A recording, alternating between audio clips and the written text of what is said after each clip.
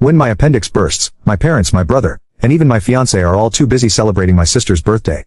I'm outside the operating room, frantically calling every family member I can think of to sign the consent form, but every call is either ignored or hung up on.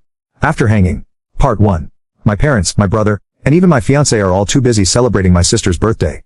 I'm outside the operating room, frantically calling every family member I can think of to sign the consent form, but every call is either ignored or hung up on. After hanging up on me, my fiancé, Joel Bram, texts back. Sophie, stop being dramatic. It's Yvette's 18th birthday today. Whatever it is, can wait until after the party. I quietly set my phone down and sign the consent form myself. It's the 99th time they've chosen Yvette Norton, my sister, over me. This time I choose not to care. I'll stop letting their favoritism hurt me. Instead, I'll do everything they ask of me without complaint.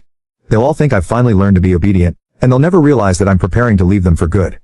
I stayed in the hospital for 3 days, and for those 3 days, my phone stayed silent. I didn't receive a single call from my family. I didn't call anyone either.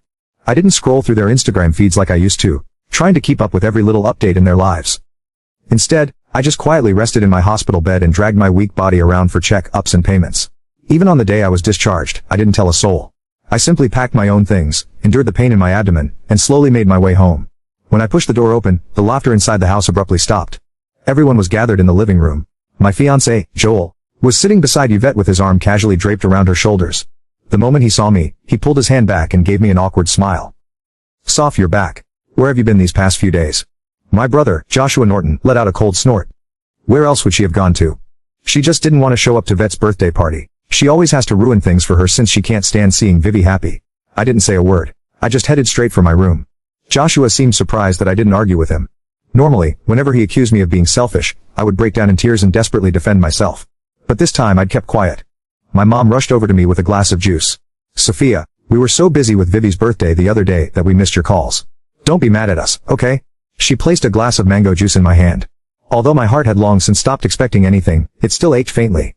I was allergic to mangoes, but the vet loved them. There was always mango, flavored food and drinks in the house because of that, but no matter how many times I reminded them, no one ever remembered that I couldn't have mangoes. I handed the glass back to Mom and quietly stepped back. "I'm not mad. I'll just go to my room." Just as I turned around, a loud noise came from the living room. Dad abruptly stood up and slammed his hand on the table. He screamed, "Why have you been walking around with that sour face ever since you came in? Your mother already apologized and even gave you your favorite drink. What's with that attitude? It looks like we've spoiled you too much." My heart twisted, and even breathing hurt.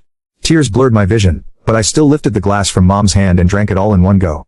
I then gently set the empty glass down and wiped away my tears. I calmly looked at Dad. "Vet's the one who likes mangoes. I'm allergic to them. But it doesn't matter.